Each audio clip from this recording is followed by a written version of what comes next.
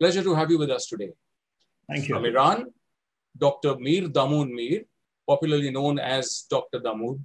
Dr. Damoon is Chief Creative Officer, founder, Sigma 8, the creative brand consulting agency which is the only Iranian affiliate member of 4As. Welcome, Dr. Damoon. Thank you for your time. From Sri Lanka, Nandana Wickramage, former Group Director, CBL, Strategic Advisor to and Director of multiple companies in Sri Lanka. From Brazil, Rodolfo Barreto, eminent creative leader and book author and a writer of several other very interesting things. From India, Sujan Roy, Head International Business, Passenger Vehicles, Tata Motors. And from India again, Swaroop Banerjee, Chief Operating Officer and Business Head, Z-Live. Now, this certainly is a panel discussion, but considering all the wonderful experience each one of our panelists brings from a diverse range of sectors like banking, vehicle marketing, mega live events, FMCG and business strategist and business leader mentoring, and from the space of creative and brand consulting, we've decided that each one of these panelists who brings eminent and invaluable experience and extremely rich insights will actually make their own individual presentation on the topic of COVID-19 and after. And I will, of course, give you a more detailed introduction to each eminent panelist just before they make their presentation. And after everyone has addressed this webinar, we'll open it up for questions. And we've already received several questions from the panelists, and these are by email from those who've registered earlier. So I look forward to actionable insights and more on two broad areas. COVID-19, the new normal that we are in under the lockdown, and what we need to do, how we need to prepare for after the lockdown opens. What India as a nation needs to do is, for one, certainly meld stronger disaster management strategies with public health measures that look at really long-term. And what do corporates, companies, brands, and agencies need to do? How has life changed for them? What are the new learnings and recently discovered redundancies? And what do they need to do to prepare themselves for the future? How much of this new normal is going to be set to become the permanent new normal? So without further ado, I'm going to invite from the UAE and tell you more about him. Arup Basu, former head of operations at Noor Bank. Arup is a senior banking professional with more than 25 years of global experience in operational excellence and transformation with several large multinational banks, including Bank of America, Citi, Barclays, and Deutsche Bank, including a brief stint with the Bank of England, which, as we know, is the UK's central bank. Arup has lived and worked in several countries, and so he brings a wealth of global experience. Countries including India, Australia, China, Singapore, Malaysia, US, Canada, the UK, most of Western Europe. And what has he delivered there? Professionally, operations strategy, transformation, large-scale migrations, automation, digital robotic solutions, green site setup, lean transformation, and cost optimization. And in his most recent assignment prior to Aspiru, he was the head of operations at Noor Bank, which is in the UAE and responsible for BAU operations and bank-wide transformation, which is what we're going to be talking about today. So Arup is an MBA from INSEAD and also has a master's degree in finance and a bachelor's in engineering. So I give you Arup Basu. The stage is yours, Arup. Please. Thank you, Pavan, for a very kind introduction, and good morning, good evening, good afternoon to all. Thank you for joining this webinar. I don't per se have a presentation, but I want to just say a few lines in terms of what I see the current events as. Obviously, for all of us here, life has completely turned on its head in the last, for some of us 2 months, for some of us 6 weeks, for some of us 4 weeks, and it's ongoing. And the worst part of it is we do not know when the normal, or what we knew as normal, is going to even come back, whether it's going to come back or not, what it's going to look like. So what I can say is that I believe that there has been a collective permanent shift of societal attitudes. These are typically brought about by watershed events. I think the last one that I can remember is probably 9/11. 9/11 happened, and now the entire world after that was living with the excess security, the longer queues in the airports. We took that as a part of life. Similarly with COVID-19, and when somewhat normalcy does come back to play, I think the whole social distancing, the whole hygiene attitudes, stay-at-home attitude, work from home, etc. Those are going to be a part of the new normal. I mean, of course, people would argue that human beings have very short memories, but this one is here to stay till there is a viable solution and a viable antibody to the whole thing. Yeah. The other thing, in terms of, given the theme of this webinar in terms of customer engagement, I feel companies that are displaying emotional intelligence and caring, they all of us know about the typical 5 Ps of marketing, but I think emotional intelligence and caring will have a place over price, product, and promotion. That's my second point. Third, I feel that we've been all shopping online for about the last 20 years, but now suddenly that has become the preferred channel. So all companies, we need to figure out how to deliver service and product to the customer where the customer is. That is very, very important. And probably the last point I'd like to make, to just set some juices flowing, is that even when things open up, discretionary spend is going to take a hit. People are going to be very, very careful about their money because we're really not sure how long this is going to continue, what the economic impact of the same is going to be. So a lot of the discretionary spend is going to, people are getting more and more minimalistic. So that is, I think, here to stay. So companies and products and services need to innovate to that new paradigm. Thank you, Pavan. Pavan, you're on mute.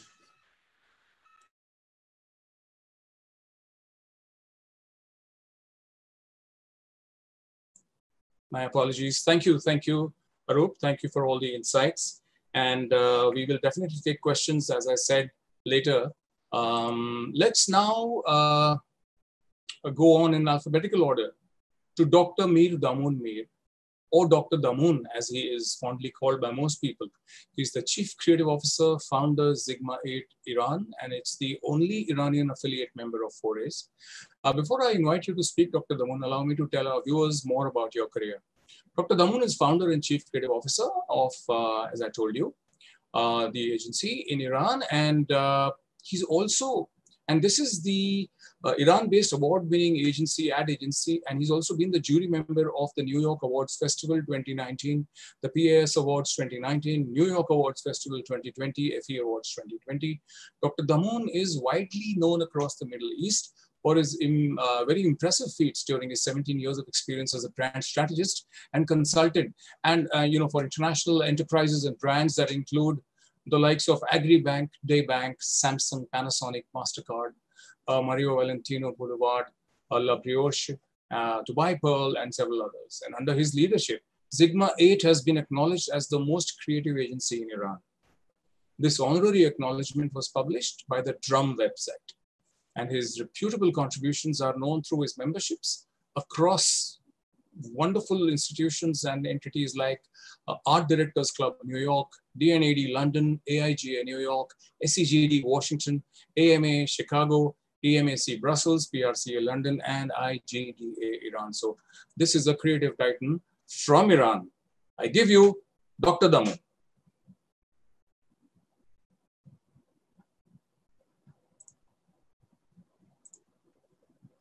Dr. Damoon, I think you're on mute.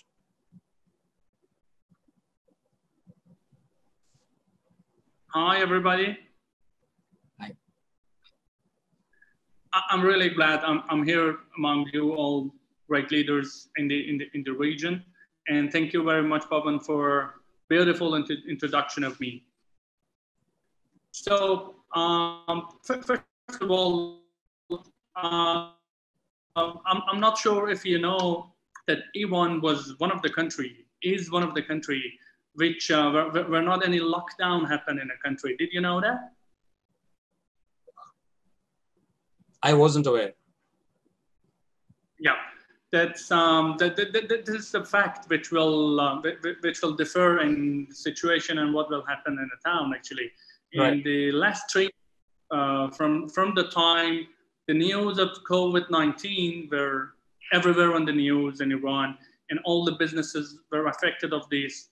Many big businesses, I mean, in different sectors, has fired many of the staff. And actually at that time, 3 months ago exactly, there was the darkest point for everybody, even for me, because we didn't have any kind of insight, what will happen, what to decide, how to lead the business.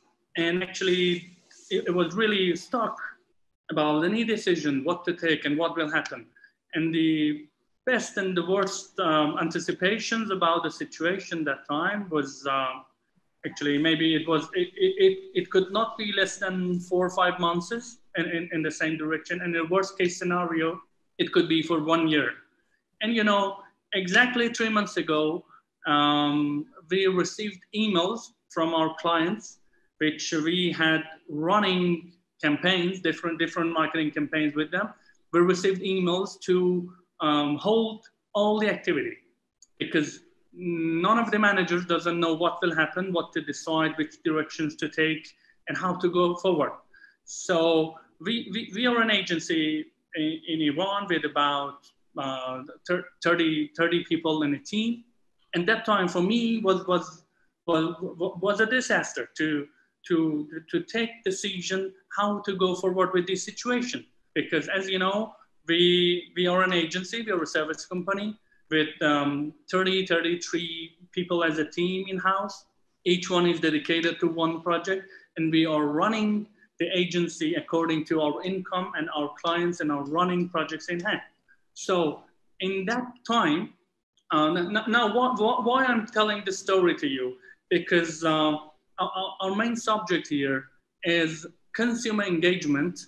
And now I want to point out that something prior to consumer engagement is, I mean, team engagement. I mean, internal staff engagement prior to customer and consumer engagement. What happened to me, and actually I talked with Pavan prior to this, and I discussed with him my nice experience, which has happened to me in these 3 last months.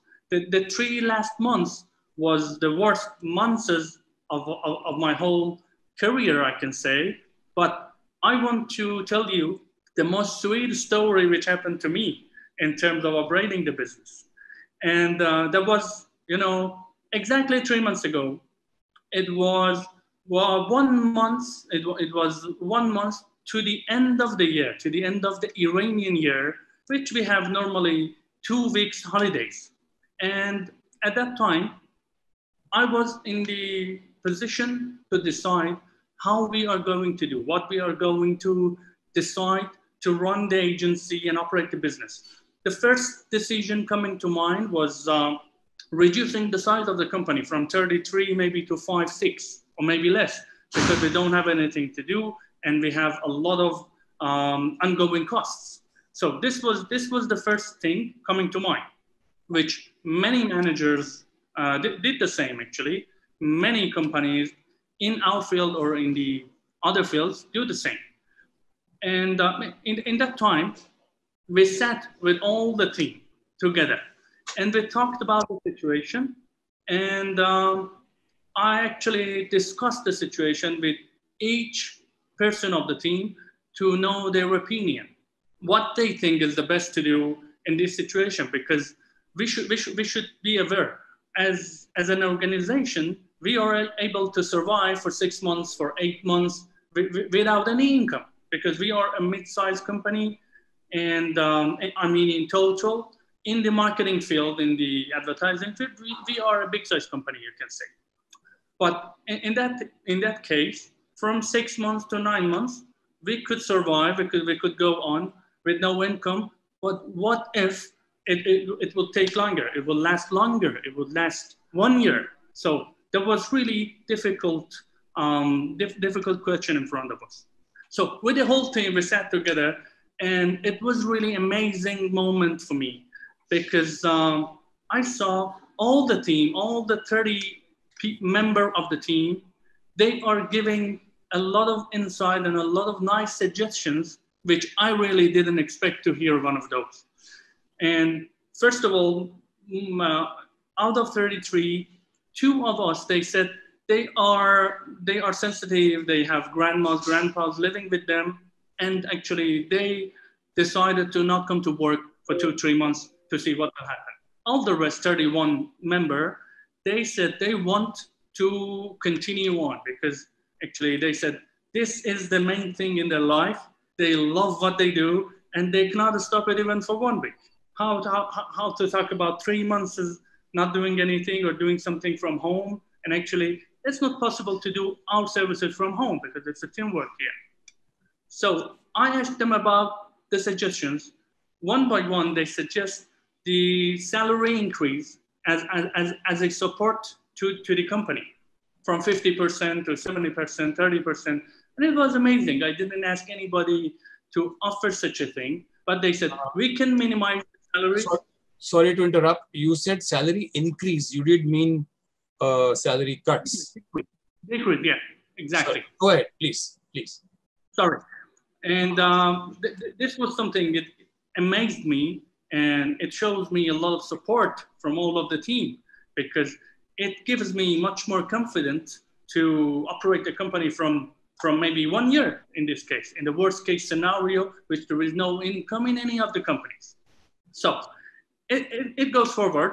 And what we did, because 70% of the works was shut down and all stopped, we decided to focus on ourselves because, as you know, we are doing many projects each month and each week, but we do not have time to present even one of our projects, to put it on a website, to send it to an award or anything.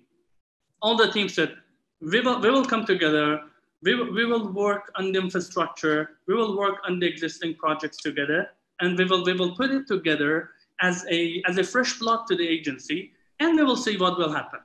There was really amazing moment for me. And at that time, I was just thankful to everything I did by the moment. And I accepted this decision. So from 3 months ago till now, actually, we had 2 weeks of holidays. All the team was at work except 2 of them. And actually now after 3 months, what happened? All other corporates and companies, they started to be back work and continue on. And now we feel we are much more ahead. We are 3 months ahead. And the nice thing is that we expected 8-9 months with no business running. But what actually happened was in the 3rd month, in the start of the 3rd month, businesses started doing something because they looked at us and they saw now this is the time to engage their own staffs in it. The engagement of the staff is the most important part of an organization, and they can go forward with that. So our first inquiries was making videos and PowerPoints and activities to get together all the staff after 2-3 months of doing nothing and being apart and working from home.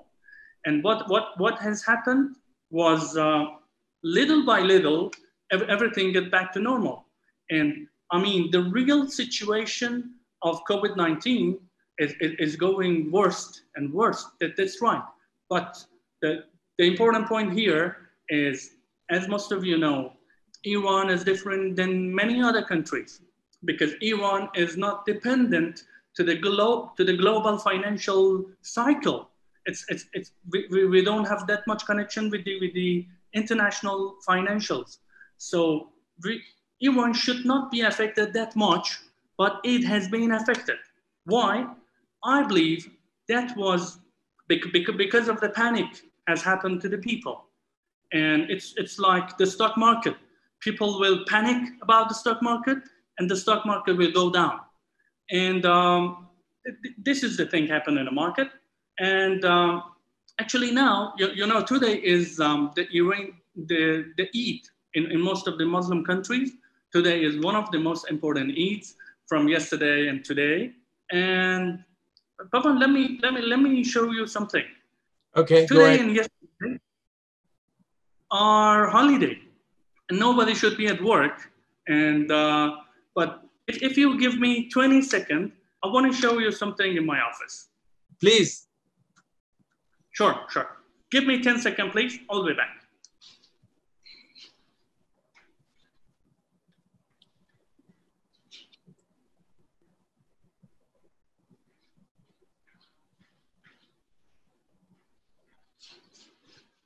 So Pavan, I just went to the office and I called all the team to be here and to show you everybody. Yeah, they are working. Most of them are here, and I just asked them to come join me. Yeah. Please, come here. It's wonderful. Oh, hello! Wow, amazing. I mean, Eid Mubarak to all of you.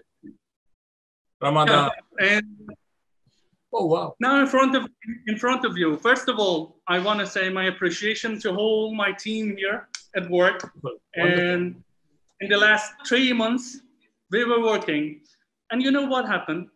The very important part was because 90% of our work in the last 3 months was focusing our own projects, our own agency projects, to do it in the infrastructure kind of thing, presentation kind of thing. All this team has worked maybe twice more than the normal time because it was not doing something for the client. It was doing something for ourselves. And it was a great jump for us. And actually, this is nice. We are ready to do many entries for the awards and, redesign the websites, all the works, and we are much more ready. And what has happened? This united kind of thing, which happened to us after 3 months, we are all feeling much, much better. And we have twice more hope in the future because what we did. And now we are really happy about the decision we took that time. Maybe this doesn't work in the countries which has locked down, but in Iran, there was a choice of the countries, of the managers, and of the staff. So let me thank you all, the team here. Wonderful, wonderful, wonderful. I should have known from the mask you were wearing that you probably, in your office or something with people. Please go ahead. Sure. Yeah. And this was the thing I was really excited to share with you and to say that this is the reality. This is right. This is a very bad situation. This is a crisis. But I can say 50% of this is in our mind. We know this is living or death scenario. This is right. Like we can go on the street and something can happen to us. But our attitude, how we are dealing with this situation, how we engage with this situation as our team, and as how we will engage our clients in that, we will affect much more than the reality of it. Okay, so thank you very much indeed. And thank you, Dr. Damoon. Questions will come later for sure.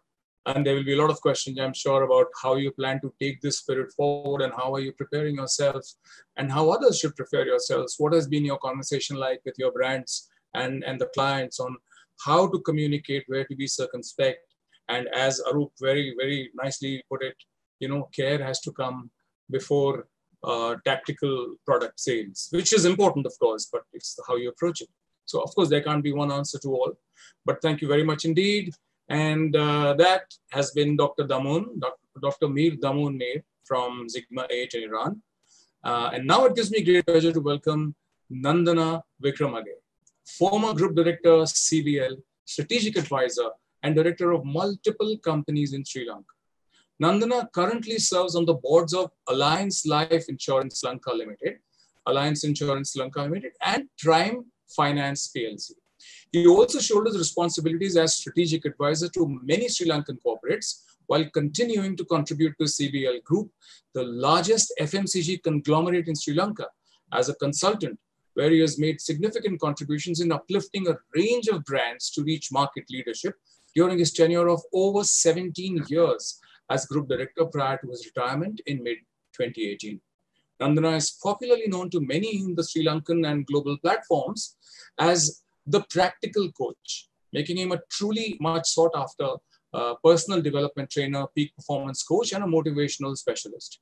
Nandana is a respected and prominent corporate figure known for his transforming touch in shaping and building brands towards achieving market dominance and very effectively developing skills of the future leader. So I give you with a lot of pleasure and pride, Nandana Wickramage. Nandana, all yours. Thank you, Pavan. Thank you for that lovely introduction. Ayubowan to everyone, and hi. As you may be aware, Sri Lanka is a very beautiful and a small island with a population around 22 million. Sri Lanka being rated as the #1 tourist destination by the Lonely Planet, it's obvious that tourism contributes a large portion to our economy. Two other contributors to our economy are the income generated from the exports, and the other is the remittance which comes from the Sri Lankans working abroad. It's obvious that all these came to a standstill with the lockdown. I must also mention that when we went into the lockdown, we were just 1 month prior to the biggest ever season for a year, which is the Sri Lankan New Year.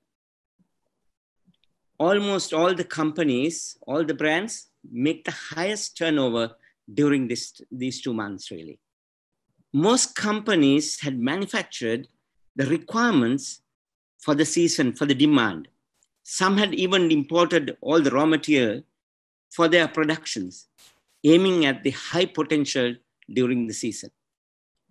I mention these facts for you to understand the plight these companies and the brands would have gone through. I wanted to indicate the magnitude of the problem. Just because this is the given situation, do we just shut down, give in to the situation, or wait until everything comes to normal, or find the way to survive? There would have been some companies who went into a shell, and those are the companies that are in deep, deep trouble today. There were many individuals, companies, small, medium, large-scale entrepreneurs who wanted to fight the situation. They wanted to seek for opportunity within the situation. Those were the companies and brands who did not want to say no. Those companies and brands looked at the positive. They wanted to really make sure that their people are happy, their employees are safe, and also their customers are safe, happy, and also retained. Haven't given a brief to you on the country situation, right? And a little bit about the companies. Let me now dive into the topic of the day, engagement. If someone asks me what is the key asset of an organization, without any hesitation, I would say there are two. They are equal. One is the people, the employees. Two are the customers, right? So retaining the most valuable employees and the customers who are already our valuable customers and the potential customers, getting them engaged with the brand becomes very, very vital. Before the pandemic, there were many organizations who shouted, who boasted about their customer retention strategies, customer engagement policies, customer engagement strategies, and their superior technologies and tools. But how many of them actually were successful? Right now, at this current moment, what really is working are those brands that have engaged with the customers truly through understanding the real psyche of the customers and touching their hearts, and not those brands and companies who just collected loads of information from the customers and had technology behind them. It's also a fact that the companies and brands who could take fast decisions and could take fast actions were able to come out of this situation fast. They were able to grab the opportunities. They were able to innovate and keep the brands alive in the minds of the customers.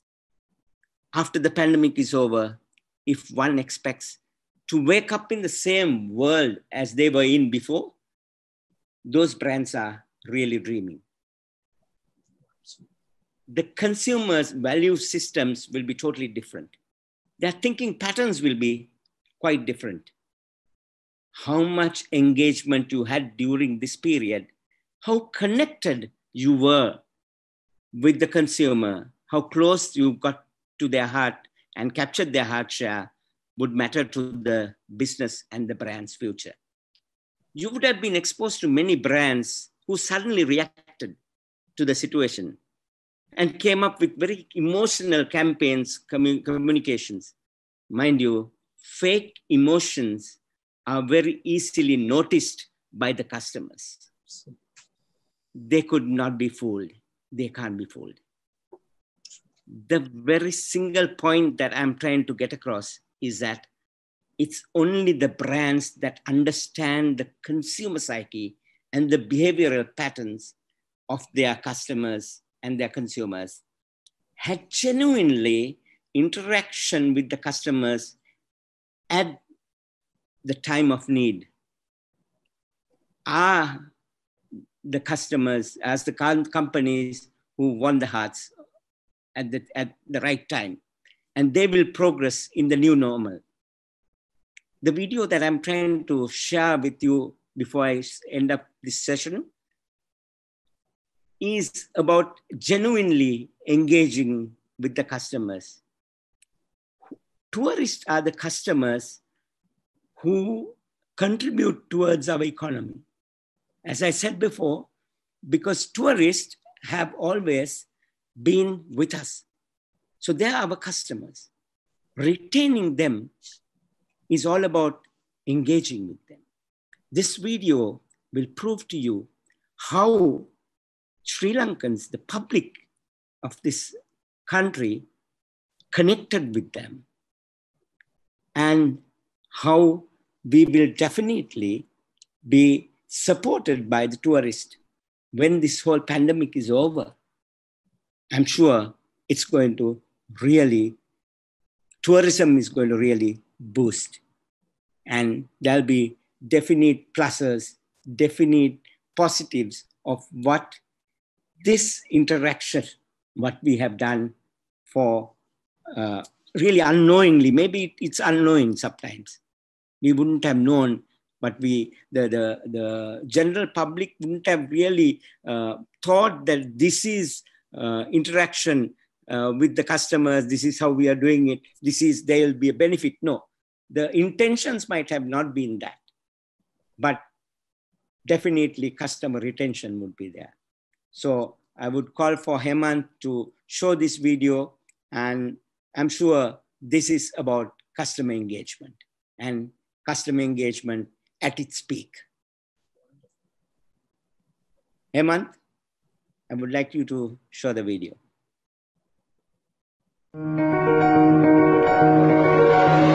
When you shut down an entire airline, there are consequences. People get stranded and they can no longer fly home. Right now, millions of tourists are stuck in countries that are not their home countries. They find themselves alone with little money, little support, away from their family, because it's literally impossible and illegal to fly back home. Everything that I'm reading on Twitter and Facebook is saying that the people that are following through with that are unable to get anywhere. So what are these millions of people supposed to do? Well, this is a problem, and there is one country that is trying to fix it. It's called Sri Lanka. In a small town in Sri Lanka called Ella, 14 tourists got stuck with no money or home. They couldn't fly back, and they couldn't afford a hotel. And that's where Sri Lanka hospitality really shined.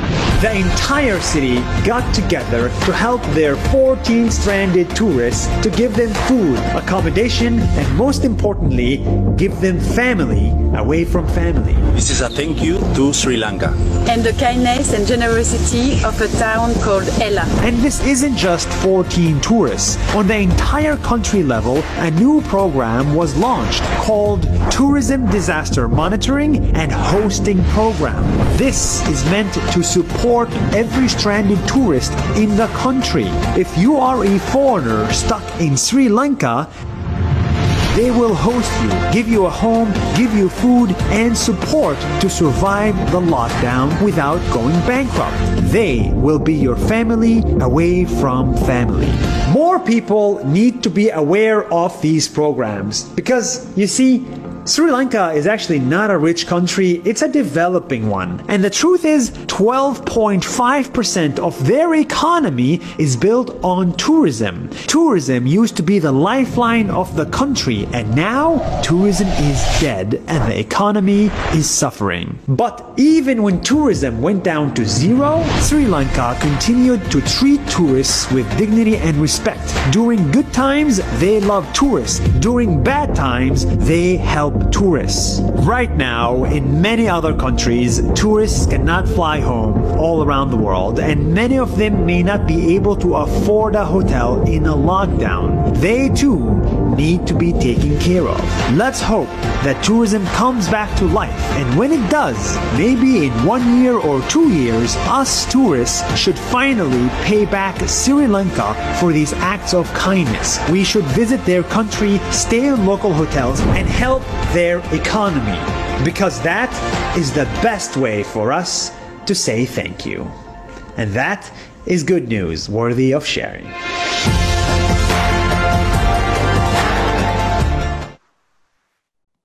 So thank you, Hemant, for sharing that video. Why I wanted to share that video is just to give you an example of what is real customer engagement. So over to you, Pavan. Thank you very much. Thank you, thank you, thank you. That was indeed engrossing, very insightful, and full of all the wisdom that your years of experience automatically bring with them. Nandana, thank you very much indeed for your address and for taking the trouble to bring this video and play it for us. Really nice. And now we have for you a creative leader and book author from Brazil, Rodolfo Barreto. Before I invite him to speak, let me tell you about Rodolfo. He's a former creative chief officer of Tracy Locke, Brazil. His career spans 23 years, and he's one of the most multidisciplinary Brazilian creatives on the market, working in offline, online, branding, live marketing, and full service models. Throughout his career, Roberto has created campaigns and projects for more than 20 brands.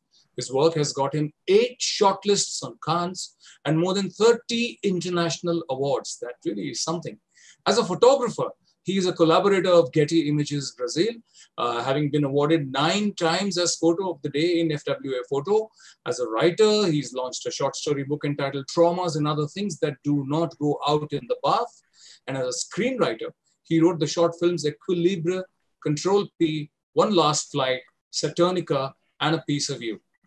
Among the various movie awards, he won the award for Best Screenplay at the Syria International Festival in 2011. So that is the multidimensional creative leader, writer, and book author, Rodolfo Barreto from Brazil for you.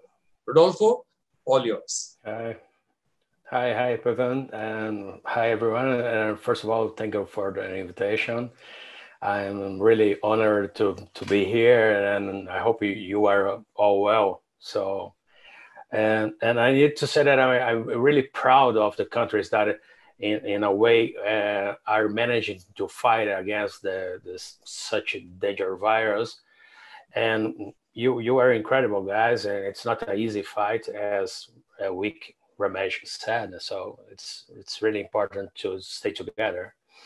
But on the other hand, I'm representing Brazil here, and I believe that you must be following the news in South America and mainly in my country. So before we talk about the market, I'll give a really quick overview of what is happening here. So I promise sum up it in just 60 seconds, just 1 minute. Can I do it? Sure. Okay. I will share screen here because I have a kind of presentation. So let's put it here. So I'll try to share screen here. Okay. That's okay for you? Sure. Yes. Yes. Okay. So just a minute. I'll put it here. And that's okay. So what's going on in Brazil? So 60 minutes, just really quickly. Really quickly. As you know, the numbers of infected and dead in Brazil are doubling and doubling. And I took the sprint on Saturday, and we had 341,000 cases and more than 21,000 people dead. So it's really huge.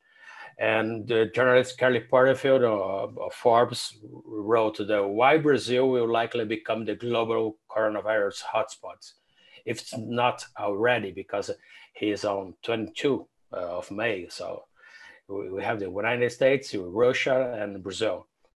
So, and I think she will be absolutely right, because the first thing you can think of it is that the virus is spreading because of the carnival, right? Because the Brazilians are party people and they are singing and hugging on the streets, and it's not true. The reason is that while all countries are experiencing health issues and economic issues, Brazil have serious political issues. You know, the problems are the divergence between those who believe in what our president is saying, thinks, and the actions that the governors are taking, the mayors, and what the whole world is saying. The governors and the mayors are good with it. They say stay home, but the president say that you all created this virus to put me down. It's a kind of alienation. I don't know what's happening here. So while the words say stay at home, and while the governors and the mayors say stay at home, my president here is going to ride a jet ski. You know, it's look like Trump. I think that's on a weekend. Trump's go walk for a golf or something.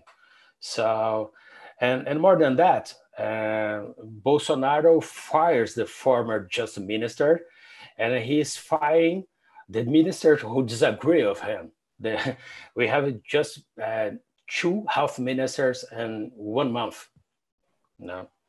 So I wouldn't be surprised if he says that everyone should drink Clorox tomorrow. It's not to be a surprise for us. So this number is like this because there is a large of numbers of voters who believe in him, and it also killing those who didn't vote for him, obviously.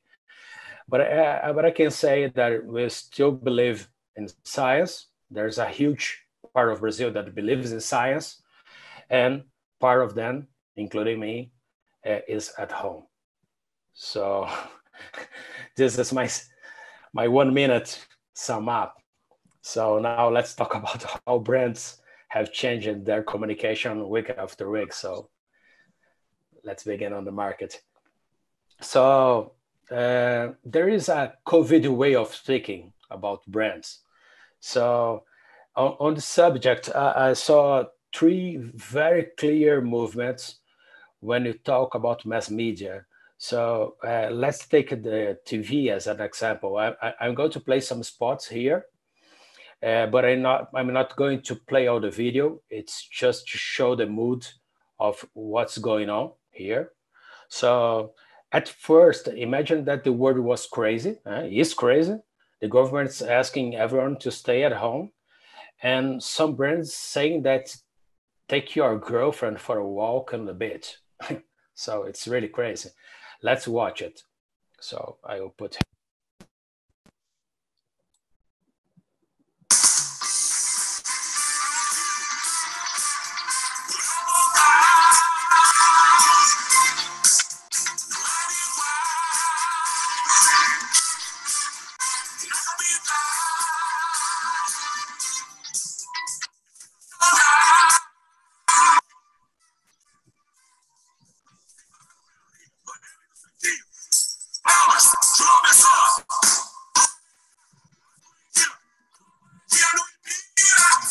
Okay. I named it an outside world communication because many brands simply left their media plan on air, and it's just showed how slow they are nowadays. So believe me, this type of spot was on air not too long ago. So last week this film was on air. So it's really ridiculous.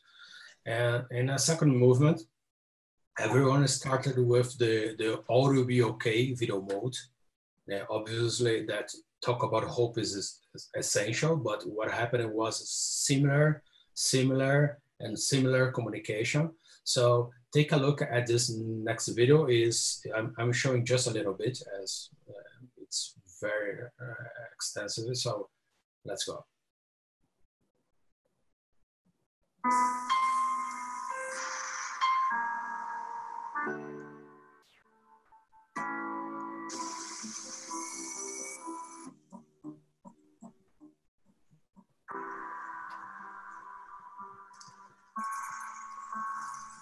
When we first opened our doors. Since 1926. Since 1978. For 60 years. For 75 years. For over 80 years. In 90 years. Over 100 years. Nationwide has been on your side. Restaurants have always been there for you. Nissan has been with you through thick and thin. We will do what we've always done. Take care of people. We're people. People, family. Families are families. Even now, especially now. Right now more than ever.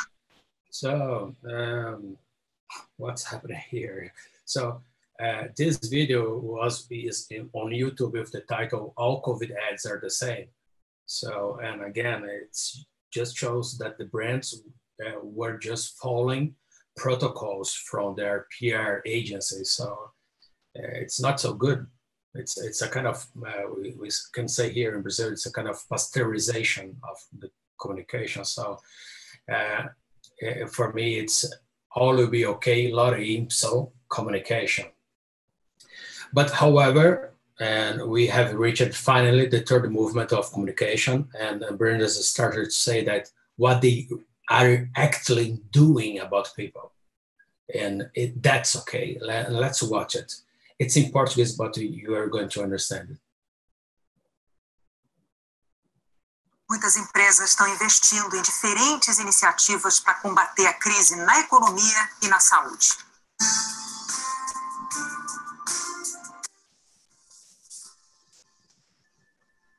A siderúrgica ArcelorMittal Brasil destinou 19 milhões de reais para o enfrentamento da pandemia do novo coronavírus. Desse total, a empresa doou. So,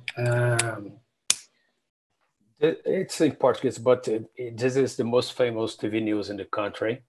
It's talking about brands for the first time. They had never advertised in the media that way. So that was the most important thing. People are no longer in need of randomly beautiful words. You know, we need food donations for the poorest communities, money for the hospitals, for medicines, fans, and structure. And we need facilities for payments and debits by banks, and etc. And that, for me, is the most meaningful communication at the moment. That the brands that people will buy and connecting into the future will be the ones that they are helping them today. So that, for me, it's the most important thing. And talking about the day after, and what's going to happen when the first ray of light shines, and we can go back again and we can go out again. So let's talk about the Great Depression quickly. And the Great Depression of 1929 was a decline of industrial production of the United States. But there is some kind of thing that happened, that the consumption of beauty products grew. And the lipsticks increased a lot in 1929. And after it, at 2028, after another world crisis, the sales of L'Oreal increased by 5% again.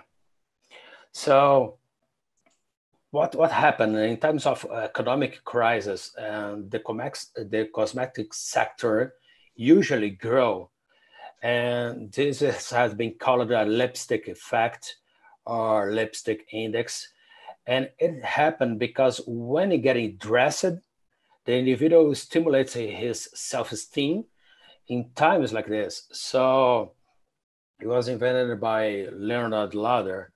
So, however, now with the end of social interacting, and however, the consumers no longer see reasons for using lipstick and perfume here. I'm not with perfume right now, so so this crisis is really different from the others, and everyone is we are now entering in a contactless economy. This is the expression right now. So, like the lipsticks example, we are now opening our closets at home and asking ourselves that what do I really use? We are probably not using even 10% of what we have. And also, the consumption, what is it, will be the future of consumption?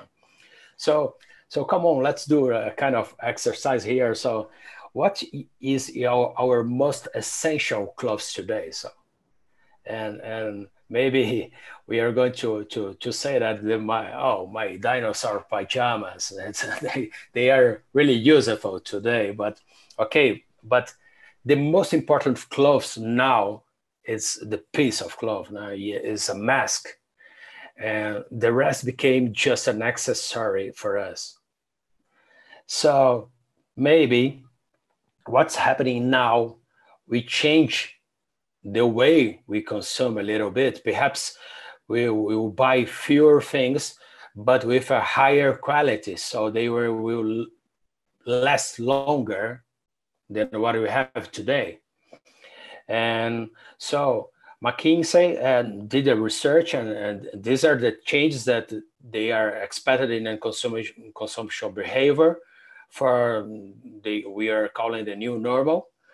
I'm not, we'll talk about each one, but they are self-explanatory here. You have the digital, we have the safe consumption, we have the quality and the health of life.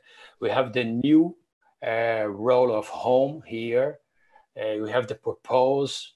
We have the in loyalty increase about brands here. And it's really good examples here.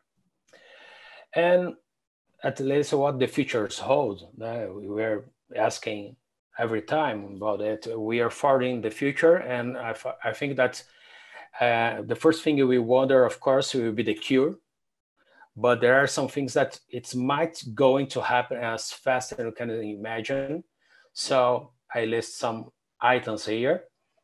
So I think the first one is the increase of the clothes and gadgets production that kind of thing analyzes our health daily. So we have maybe the clothes, the bed, and the toilet, and etc. The increase of telemedicine. It's huge right now, and I think that's going to get bigger and bigger. And glasses of mixed reality. It's not the augmented reality, but mixed reality. And this centralization of global production. We have a lot of things in China today, but I think that's going to grow in India and African countries also, as usual. And two points here that I think that's really important, and it's not so good, but maybe we are losing in the future our privacy, and for reasons of medical monitoring. I think that's China is doing things like that, and I think that's going to spread all around the world. And I think that's we are going to losing free will maybe, and human, because we have the human desire to increase our brain cognition. We have 5G right now, so Google for Neuralink.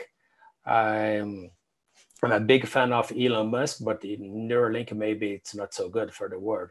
So that's it. Thanks. And if you want to, to join me, on LinkedIn, here's my link. You can point your cell phone here and come together. So that's it. Thank you. Thank you very, very much indeed, Rodolfo. Okay. That was a very interesting presentation. And I like your crystal ball gazing into the future. And now it's time to change gears to another sector, that of the business of passenger vehicles. I mean, from this wonderful creative professional, we are coming to another very creative and extremely accomplished marketer and a vertical head across a lot of functions. It's time to invite and introduce at greater length a wonderful professional from India, Sujan Roy, Head International Business, Passenger Vehicles, Tata Motors. Sujan is Head of International Business for Passenger Vehicles, and Roy has nearly 3 whole decades of auto sales, marketing, and product experience in India and abroad. He served in various senior marketing and product-related roles at Volkswagen, Honda, Mahindra, Mercedes, and Lexus. With the unprecedented pandemic, he has acquired a keen interest in emergency health equipment and is actually one of the important parts of the wonderful efforts that the Tata Group has been making to contribute to India's fight against the COVID pandemic. Sujan is part of the core team spearheading, as I was about to tell you, the Tata Group's initiatives for national self-reliance in critical medical care equipment. He was awarded the prestigious Tata Motors ACES Award from the MD of Tata Motors. He was also chosen Marketing Professional of the Year 2018 by the Asian Consumer Engagement Forum. He's also won numerous marketing awards, including the FEs, CMO Asia, and ICMA. Sujan has represented India and Oman in international competitions for oratory. So I'm looking forward to a wonderful presentation here under the aegis of the Toastmasters International, winning podium positions on several occasions. Sujan was also chosen the Contributor of the Year by Times of Oman. And he has a keen interest in educational initiatives.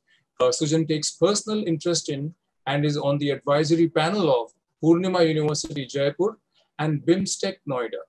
He also chairs the Automobile Committee for the Council of EU Chambers of Commerce in India.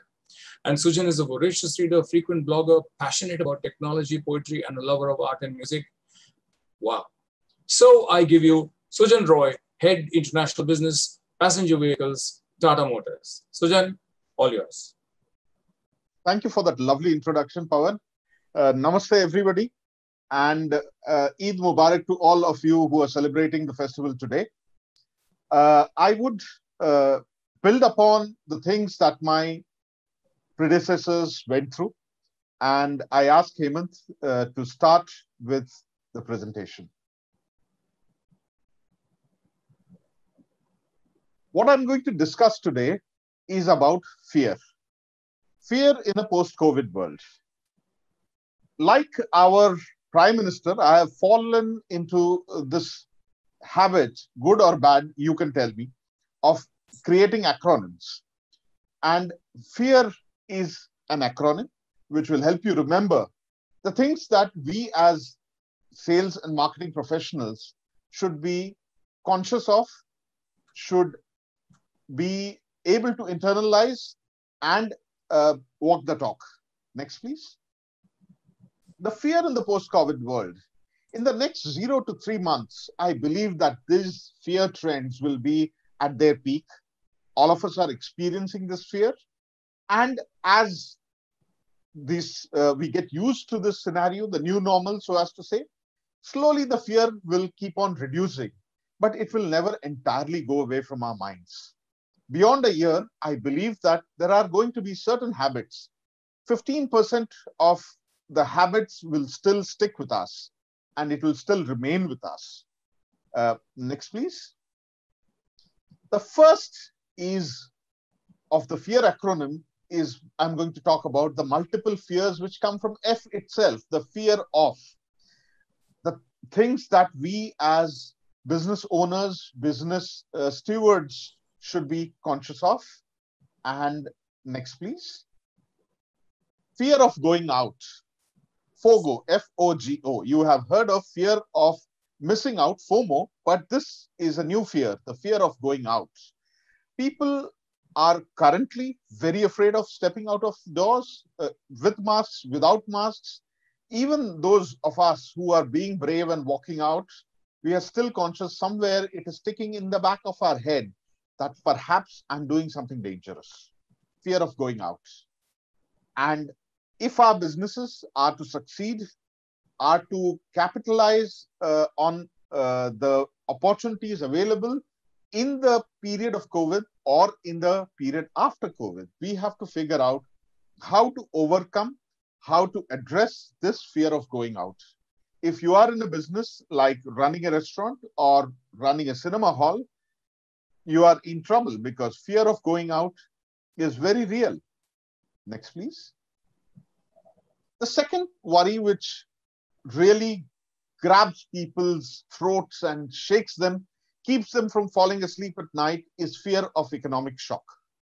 FOES.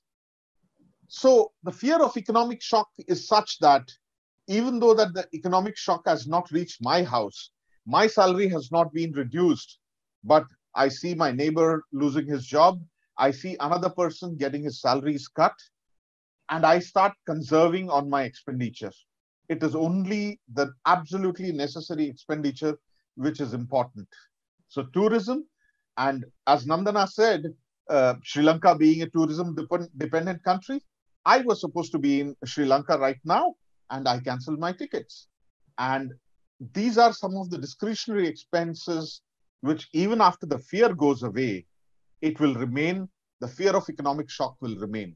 One of my competitors in America, for example, announced that you can buy a car now. If you lose your job, you can return the car to us and we will give you back whatever money we have taken, no questions asked. That is a fantastic way of going ahead and mitigating fear of economic shock. There must be certain customers who need a new car, and if they have the assurance that, God forbid, they lose their job, they can return the car and get back their money, that would be wonderful. The next one. Fear of crowded areas. Agoraphobia. Fear of crowded areas is very real today. Even people like me who actually enjoy crowded places are very, very afraid of going into areas which are crowded. Try to imagine an island with 22 million people. No, friends, I'm not talking about Sri Lanka. I'm talking about a tiny island called Mumbai, which is the size of Colombo and has the same population as Sri Lanka. Just imagine how rampantly the disease gets transmitted. You can understand the fact that Mumbai is probably the densest urban agglomeration, along with Dhaka and Lagos, to understand that social distancing, the moment you step out of your house, is not possible. Therefore, fear of crowded areas is very real. If you are a business owner in a dense urban area where social distancing is difficult, you have to realign your business, every process to be realigned so that the fear of crowded areas can be addressed. Next one.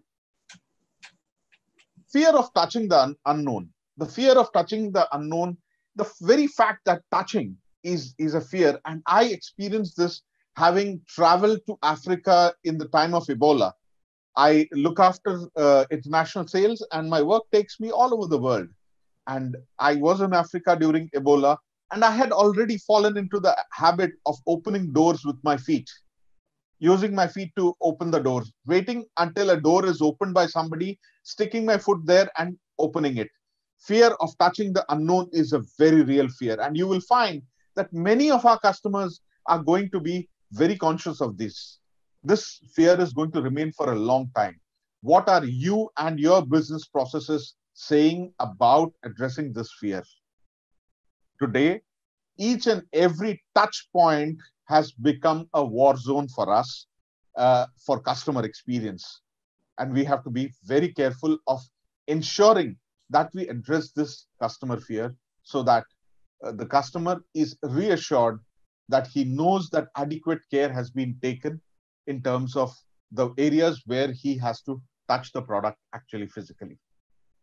Next, please. Empathy. In the way of the acronym, empathy comes second. But I would say, as many of my predecessors said, empathy comes first. We should know it. In Tata Group, we are actually, all our businesses are majorly owned by the Tata charities. A majority of our profits goes into charities. The moment the pandemic happened, all our hotels got reconfigured as overnight stay for the COVID warriors, the hospital doctors, the municipality workers, the nurses, the policemen.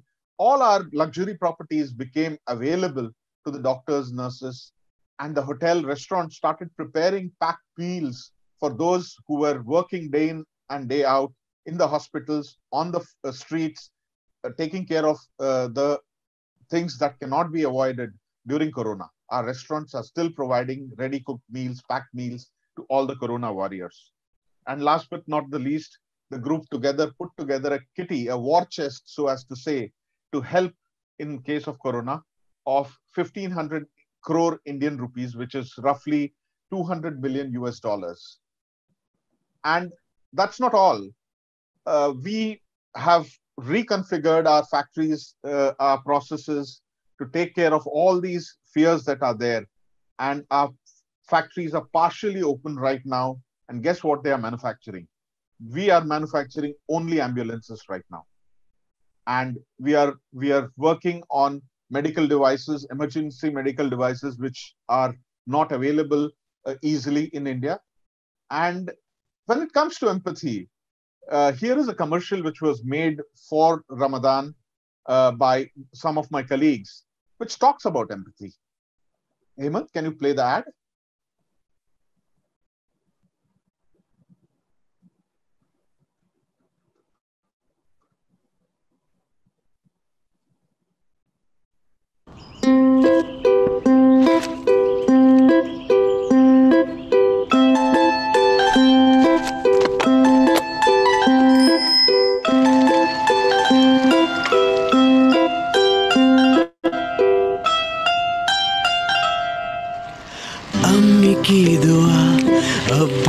जज्बा नेकी को चली मेरी दो पहिया ईद में मिलेगी इतनी दुआ जब निकल पड़ी मेरी दो पहिया नेकी नूर अब्बू की छपहिया करेगी गुरूर नेकी नूर कर दे ये गहरे कोहरों को दूर। हमेशा मास्क पहनते हो ना? हर समय पहनता हूँ, आप फिक्र ना करें। आदिल बेटा, अब्बू का फोन है, जल्दी आ। आया अम्मी। आदिल, क्या कर रहे थे आप? मैं आपकी तरह लोगों का बोझ हल्का कर रहा था। मतलब? जहाँ कोई नहीं जाता, आप वहाँ जरूरी सामान लेके जाते हो। इसीलिए इस रमजान मैंने सोचा कि मैं भी जो लोग कहीं बाहर ना जा पाए, उनका सामान उनके घर पहुँचा के उनका बोझ हल्का कर दूँ। बहुत खूब आदिल, बहुत खूब। चाहिए, बहुत काम होगा ना?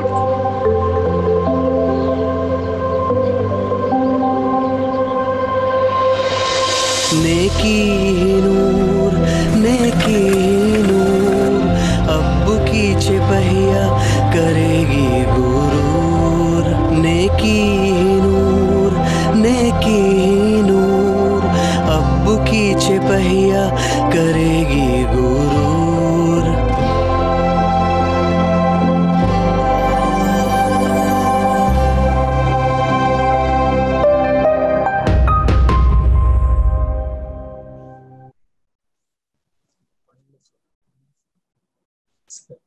Hemant, presentation, please.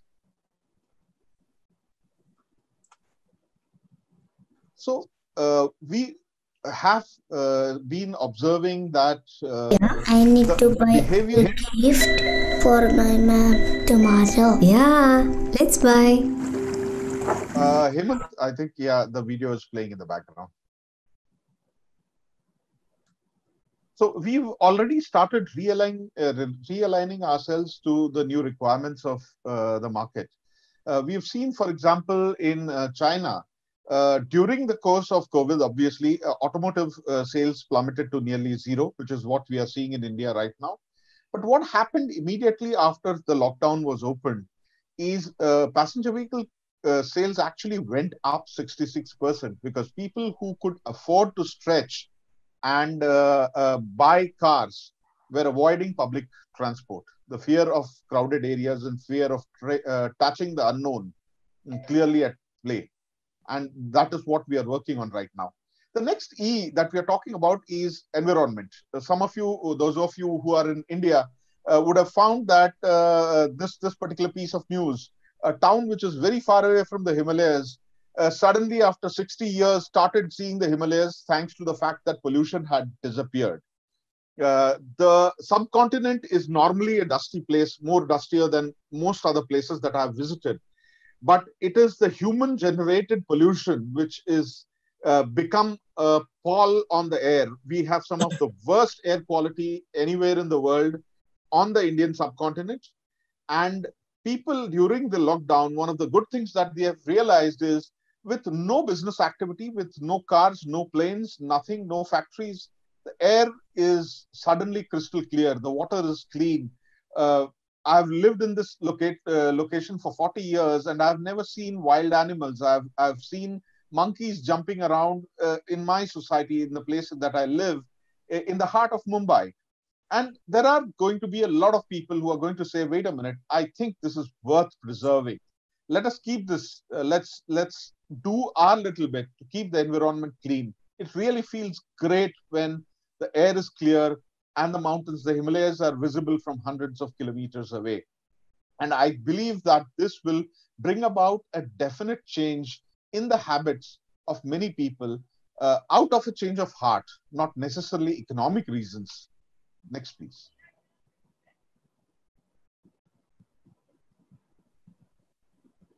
The A stands for acceleration of digital trends. We've already seen that purchases have moved online. We have seen that a lot of processes are being mechanized. Here you can see a burger making robo.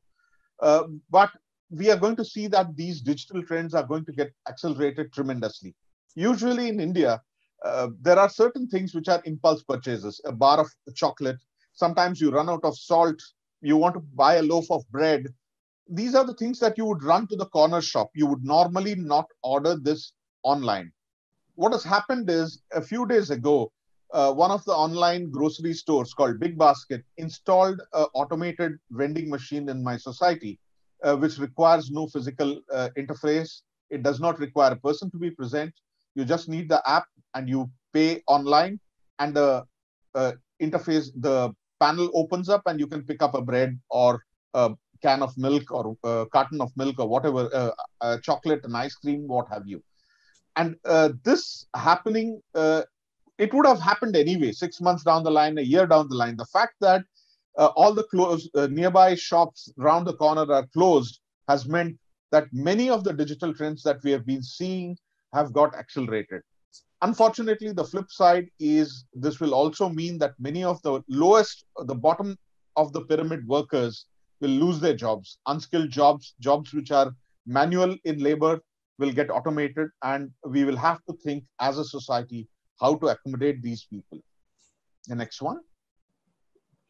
The rise of self-sufficiency. For many weeks here in Mumbai, we were no longer able to get fresh bread. And that is when many of the people started baking their own bread. What you see in the picture is what we call a pav. The Portuguese brought it to Mumbai, and we still bake this bread called the pav. And most of us started baking our own bread at home. And we found that it tastes far better than what we buy from the stores. And that is what is the rise of self-sufficiency. People have experienced homemade bread, the smell of bread in every room of the house. After that, you can't go back to store-bought bread. Maybe for convenience, but many of us will bake our own cookies, do our own things ourselves. The rise of self-sufficiency, which again will have tremendous implications on the market, on the way things are bought and sold. And finally, the last R is the rise of return to roots. Many of the people who had pieces of land on the outskirts just decided to leave this city, this crowded city, and go back to their little village-like houses and live there. They grow their own fruits. It's a very fertile land, and they grow their own vegetables. And sufficient number of peoples will go back. I expect that from the top of the strata, the rich people who have these little pieces of land outside the big cities, and from the bottom of the strata, all the migrant workers who have gone back, if you hear them, many of them are saying that we will be content with what we have in our villages. We'll grow our own food. We will not go to die in the cities. The plight of the migrants has been one of the great tragedies of COVID-19 in India. And I believe that this will lead to the return to the roots movement, which we are going to see in the months to come. These are some of the key trends which have been driving the behavior of the client, the customer, the consumer. And that is what will require us to shape and change our processes, change our thinking, and realign our way of doing businesses going forward. That's all from my side. One final slide, which again, yeah.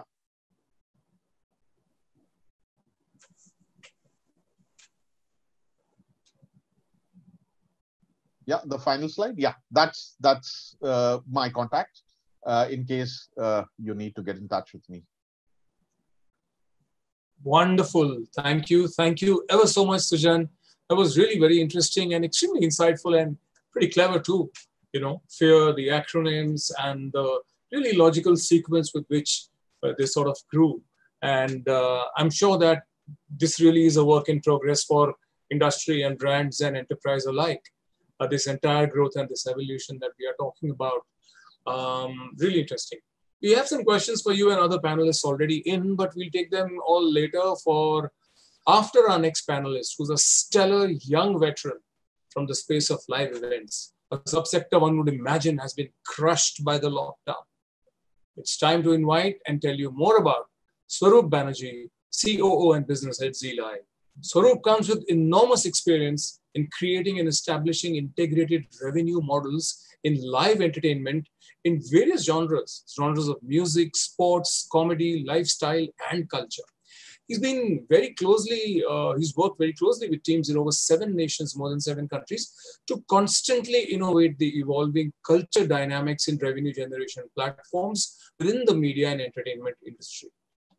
Over the years, Swaroop has conceptualized and developed more than 15 business models with live original content and IPs at the core of the businesses at MTV Asia, Star World, and Star Movies, Viacom 18, INS, and the Lakshya Media Group. Some of these include Earth, a culture fest. This was from the Z Group, really a great one.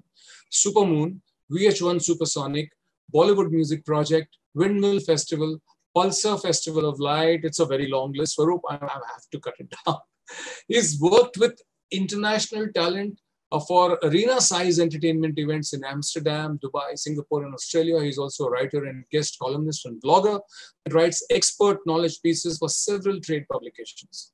Without further ado, our last speaker for the evening, I give you, and that was only because it's in alphabetical order, Swaroop Banerjee, COO and business head, ZLive. All yours, Swaroop. Thank you, Pavan. Thank you, everyone. It's amazing, and it's quite overwhelming to speak after a banker, a creative strategist in Iran, an author who hates his president, but I love the freedom of speech on this one. But some amazing insights by Rodolfo there, especially the ones which I caught, which was the devaluation of metropolises, and I think that is one of the largest takes that I'm going to do for him. I think Sujan added to that, and obviously Sujan is great, and Nandana, that was a very moving one. Thank you, everyone. And it's great, when you're right at the end, you get a bit of everyone's knowledge, and it's amazing. I'll just quickly, before I start, a very quick 5-slider. I know the audiences have been waiting to throw in their questions from a while, so I'll keep it crisp.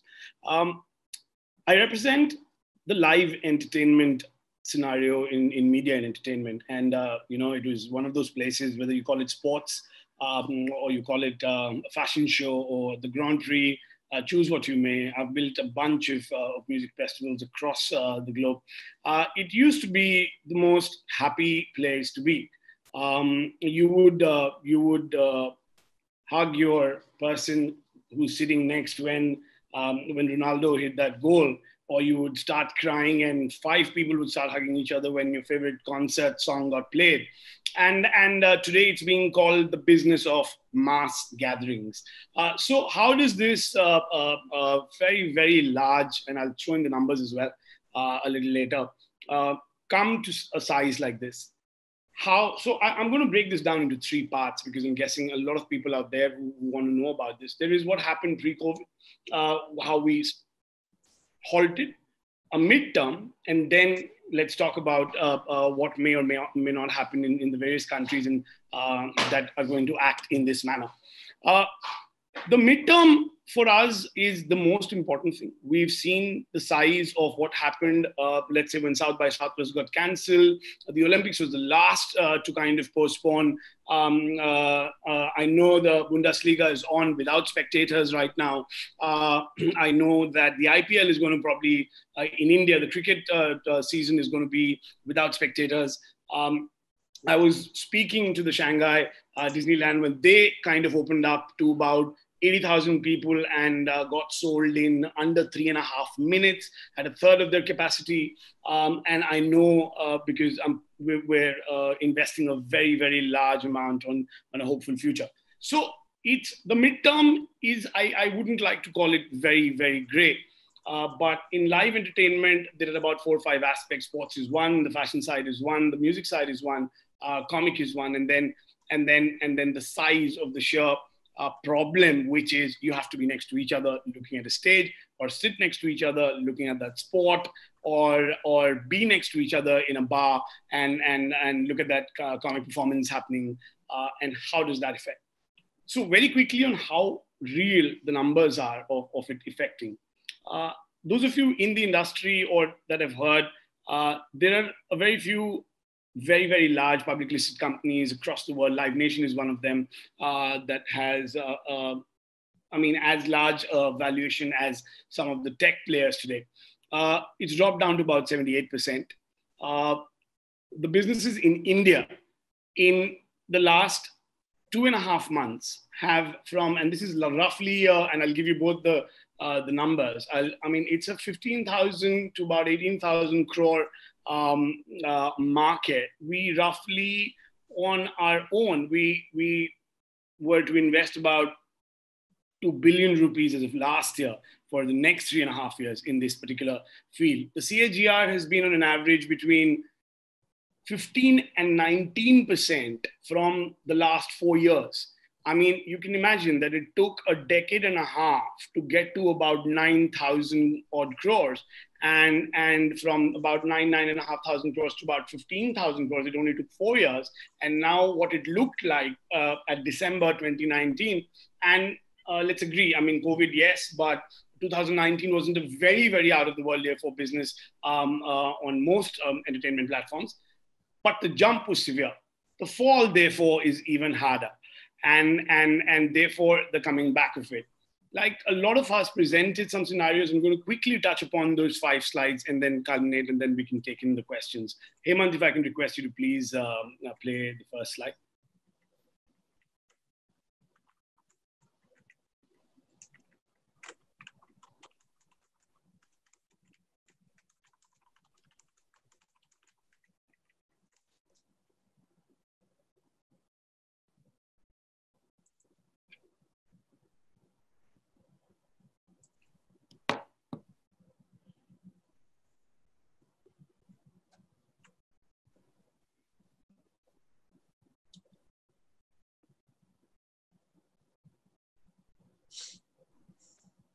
to see the slide?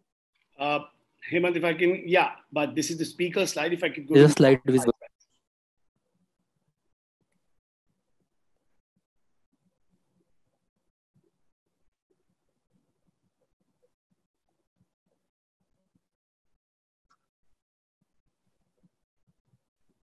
Hemant, if it's taking a bit long, I can, all right, oh, there we go. Thank you. So this is what it looks like, the size of the growth of the industry, the current statistics. Sorry, it went out. I was, sorry, Hemant, I can't see the slide. I can see Pavan's slide. Yeah, thank you. What I was saying earlier is the size of the industry, the growth of everything that was, I mean, and I think when I keep talking about this, for those of you not close or adept with the industry, think weddings, think sports, think music festivals, think corporate launches, think everything that is physical and out there that requires a very, very large number of people in order to succeed and is usually celebratory. The current stats of the live entertainment industry, this is from an India point of view, I will give you some global examples. The new normal, what will change forever or what has changed forever, the industry and the consumer side, and then are we future ready or not? In all of this, however, I will try and keep consumer engagement as the topmost point over here, because it's amazing how customers have engaged or have caught on to us and to this one point of Nandana that it happens to be two of the strongest things that has happened in the last 2 months. People have not spent money, but people have steadfast and people have connected with a lot of brands that could show some very heart-touching feed like what Sujan showed us. Can I step to the next slide? So now what you see is in terms of what has happened, right? You can see Coachella, for example, for a lot of people who know about music festivals, is the size of South by Southwest or Tomorrowland, or a bunch of other music festivals over there. All of these festivals announced from March all the way to October that was happening. All of them have moved on from October to whenever it is that they can. A rise in niche entertainment have happened. You see what technology has done, and the value of growth in all of this because of the pandemic has come down roughly by about 78 to 79%. Now, if I can go to the next slide. So it's quite on a standstill, and I just want to bring everyone up to speed with the sheer size of what has happened. It's $1 billion in play over here. Every form of Grand Prix, every form of sport, in every genre of sport, every form of live entertainment, in every genre of live entertainment is quite a lot of market dollar that has been in a complete halt. Some of the local examples that we've seen is roughly under 1,000 events in India got stopped. All of us have read in our individual countries what has moved, what has not. The Olympics is looking at 2021. A lot of people went online. And here is what's very, very interesting.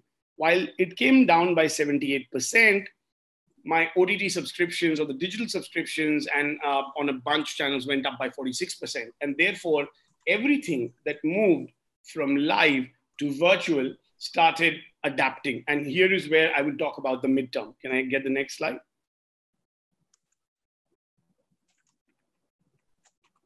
So give me a bit on this particular slide. And you can see the European cities, Shanghai very recently with Disneyland, and the possible positives and how far it is. And like Sujan was showing, that in the 0 to 3 months after the scare of what the scare is and how the scare is going down, we have our own analysis of how this is happening. And this is after speaking to everybody from the Coca-Cola Arena to Riyadh, to the Ajax stadiums, to the Dome in London, and a lot of venues all over the world. Australia, we work very, very close with.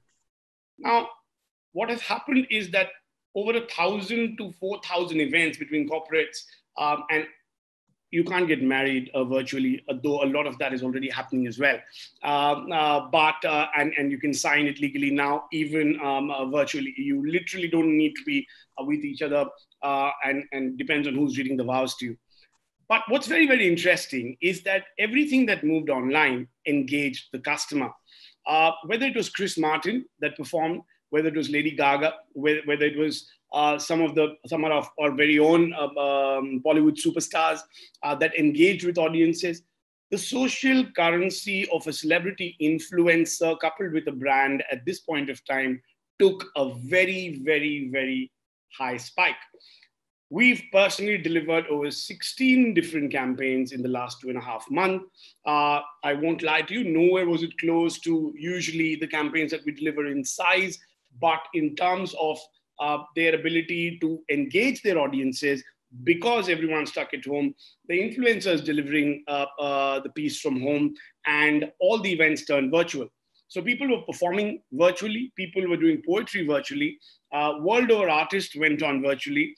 Most of them, and this is a very good fundamental change that happened over here on the empathy side of things, is maximum people went and did stuff for aid, for COVID aid. Everyone was from Global Citizen all over the world to Facebook in India.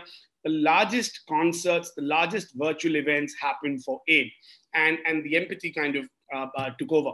So coming back to the possible positives, the drive-ins that you see, the Disneyland bit that I said, every country that is opening up, places like Iran and the US and a bunch of other places that didn't shut down at all, but are opening up very, very slowly. We see this from, let's say, August to about October. We will see this gradual opening happen. And this is for, depending on a super green zone that your country is, a green zone that your country is, how we've classified it is in 3 or 4 color brackets of how drastic the situation is in that particular country. But in the countries that are not so drastic, the green zones or business will move to those states. So for example, in India, we're already looking at Goa, at Assam, at Kerala, at a lot of these places where we're saying, hey, it's not, and here is where the metropolis is being devalued in its entirety. We're moving some of the largest arena size shows, some of the largest sports over to cities that are, from our perspective or the business perspective or the consumer safety perspective, less dangerous. And that is where you will see these shifts happening. Can I have the next slide?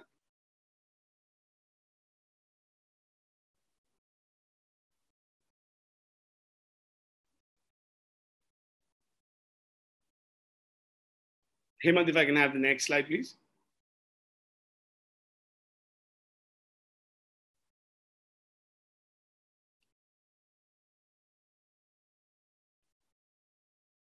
Okay, so this is what I was talking about in terms of brands. I don't know about, I'm reading mostly about Australia, and I'm married to an Australian, so I have to read a lot of what's happening in Australia, and a bunch of places that we do business with.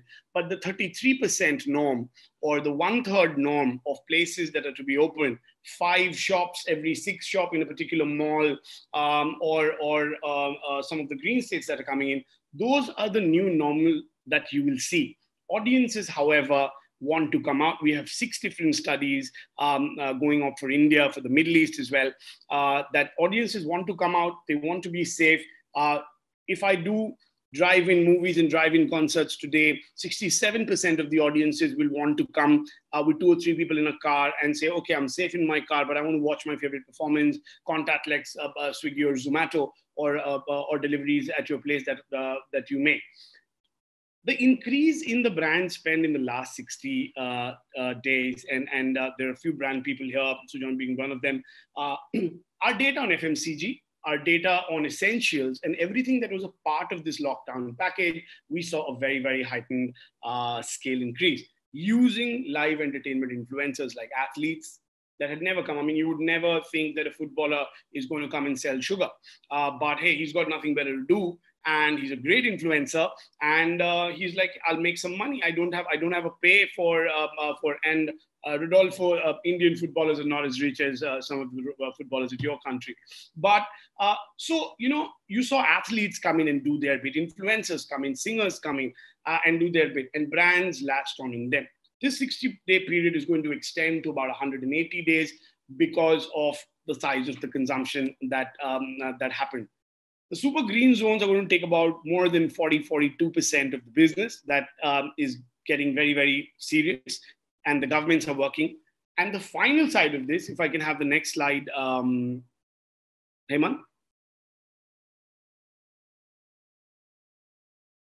is how ready are we? And someone talked about Ebola. We saw 2008 and the crash, the economic crash that happened, and the pandemic is nowhere close to, and even as Arup mentioned, it's probably that serious. It's probably 9/11 serious. It's changed perspective. And we learn to live with it in perpetuity. So yes, there is enhanced security. Just after what happened at 9/11 or what happened here in Mumbai, we got used to a lot of new normals. The live industry across the world will be used to this normal for about and live with it, where the sanitization budgets, the safety budgets, the fumigation budgets, and I'm talking arenas that take 120,000 people. That usually were between a stadium and give you what may. The SOPs are going to make the average product 40% expensive. The social distancing norms are going to bring down revenues because of 1/3 ticketing per venue, and therefore this is going to take a lot of pressure, build a lot of pressure on your bottom lines. This, however, we see being changed or complemented in the next set of time. So from here to say about December, we're very clear that business on the live side will be tight. Jobs, and for anyone who's looking at employment or any of those questions that are around, I get a lot of those questions that is it the right time to Sujan's last point, which was the labor being affected. That's a very, very large point. And like the Tatas, the Z Media Group has a very, very large war chest that was developed. And depending on whether we're working with migrant laborers on the shoot side of things, because we are a broadcast-based platform, or the event side of workers and the war chest that was developed for them. But what you will see is that the blue-collar job across the live scheme of things be slightly tighter than what it was. And it'll be a little difficult because more and more shows will say we have to cut somewhere in order to be able to sustain. Those blue collar jobs, however, can transform into a bunch of other jobs. The talent side, and I think Karthik Aaryan, who's a very big celebrity here in India, said finally he was a A-list Bollywood actor saying, hey, it's time for a pay cut. And Shah Rukh Khan said it. And a bunch of others are saying it. If we charge about $100 for a film yesterday, you know what? We're ready to talk to you at $50. We're ready to talk to you about $65. So overall, I think the entertainment industry has agreed that there is a problem, has agreed that there is a midterm to this problem, and has agreed that when life changes, any of these norms that you see are going to be for a very long period of time, and you will see a very, very different. Full house and box office full houses that you see outside are going to mean very different. It'll mean that out of 1,000 seats, you've got 400 full and the theater's no longer taking any more. That's kind of the gist. I think I have one last slide, Heman. No, I think this is the last slide because I removed the video. Can you just help me check? This is the last one, sir. Thank you, Heman. So just to wrap it up, Pavan, and hand it back over to you from a live industry perspective, we're believing in the midterm. It's a business of people being physically close to each other.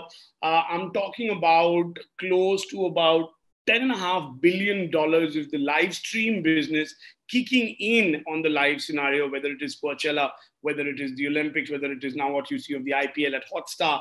All of this is going to turn online.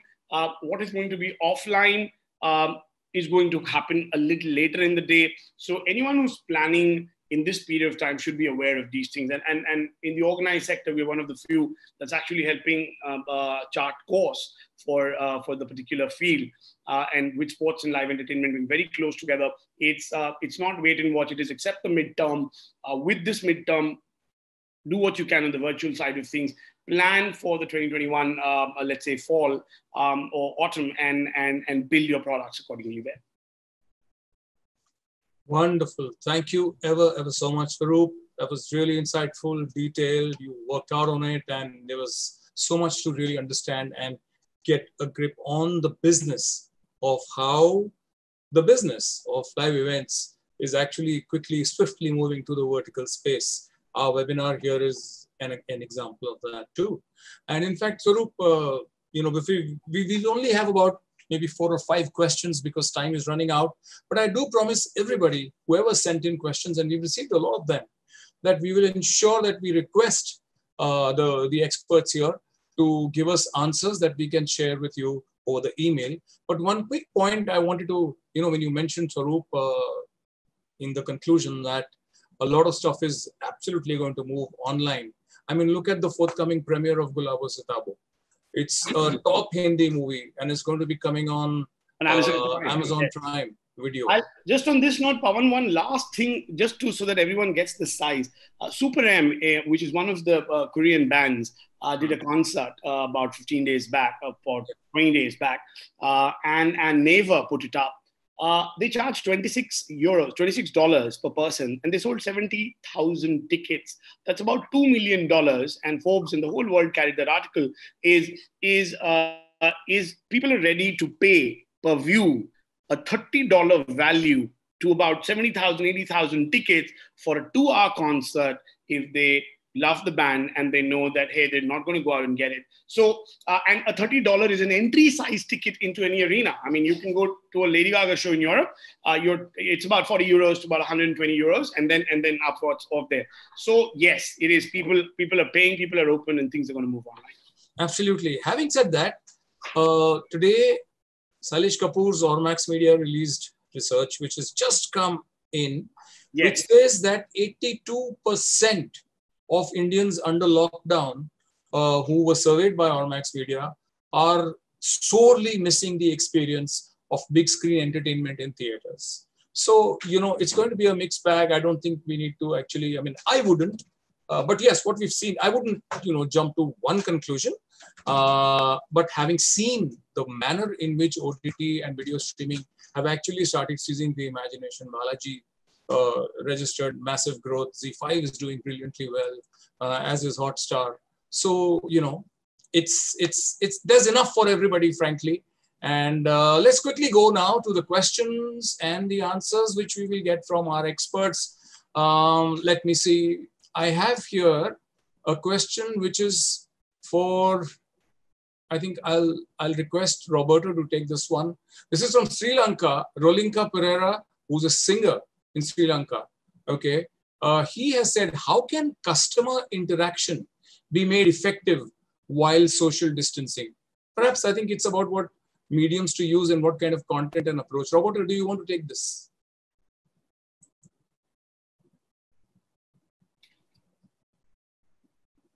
Oh, you mean Rodolfo? Oh, sorry, Rodolfo. Oh, my apologies. Rodolfo, my sincere apologies. Rodolfo, would you like to take this one? Okay, yes. How the singer is going to to engage with people. Here in Brazil, there is a nice thing that the people are hiring musicians to play music to people who is on birthday, for example, or to homage someone. So they go outside the buildings on the street. They hire the people there and start to singing. And just for 1 hour or 2 hours, they hire the musician. So everybody is watching the play in the balconies and making people make some kind of a good example of it. And the other one is we are talking about lives every day. So the lives are getting crazy. There's a lot of them. They're the musicians, they're the entertainment people. And I think that for musicians are really good because people are not going maybe and pay $100 for a show, but they can pay $1 for a live. So you have the 10-cent way of thinking. We have to spread the audience for the world. So you can do it a really good music, and people could pay $1 for it, watch it live. So maybe it's a good example. Right, and in fact, we just got the answer also from Swaroop some time back, towards the end, when you spoke about how these events are also going virtual, and this was from a singer. So I'm sure he got a second answer too. All right, so the next one I will put to Arup. This is from the city of Kochi in India, Dominic Savio, who's with Buzz Stop Integrated Communications Private Limited. He wrote into us saying, how will COVID-19 redefine the communications business? It's a bit of an open-ended question, but how will it redefine the communications business? Arup, you made a very good point about emotional intelligence and caring taking precedence over the 4 Ps. Would you like to take this? Yeah, sure. Thank you, Dominic. That's a very good question, actually. All of us who are working and who have been working for the past, over the last 6 weeks, would have used communication tools that we've never used before. I mean, this thing is happening on Zoom. We are having virtual drinks and social meets on Zoom. Majority of the organizations are working on either Microsoft Teams or Zoom or Google Hangout or any one of these kind of tools. So obviously a lot of emphasis is going to be on online communication with video because it becomes a little more interactive. Second, I feel that things like broadband and 5G are going to become the new essentials because there is a massive, massive demand on increased bandwidth and speed, because none of these channels work properly without a good internet setup. Thirdly, I mean, a bit to the previous question. I mean, how do you drive customer engagement when you're practicing social distance? I think one of the ways to do it is, like, for example, if I was American Express and I have a platinum charge card customer, maybe that person gets a concierge service. Maybe that could be done on video, for example, instead of doing a plain voice contact center. Yeah. And so I really see. Plus, there's of course social media. I mean, a lot of banks. I mean, I can speak for banks myself. A lot of banks are spending a lot of time in trawling social media so that we can understand what our customers are feeling, what our customers are thinking, what our customers want. Essentially, to rely upon analytics and AI to be able to deliver a marketplace of one.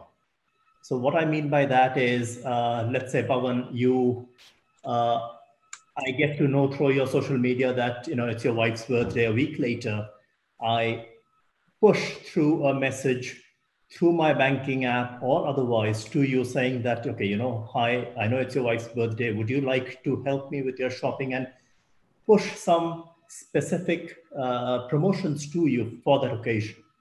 Yeah. So I mean, there are various innovative ways we can reach out to our customers way better than we are doing today.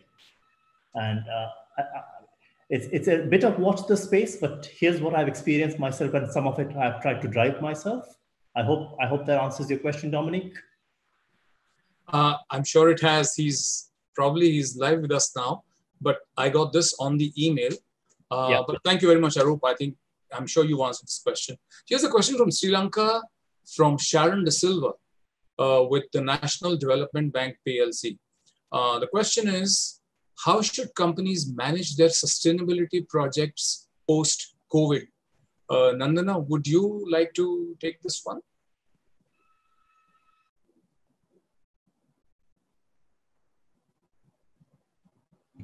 Okay. Am I okay? Right. Yeah, I can hear you now. Okay.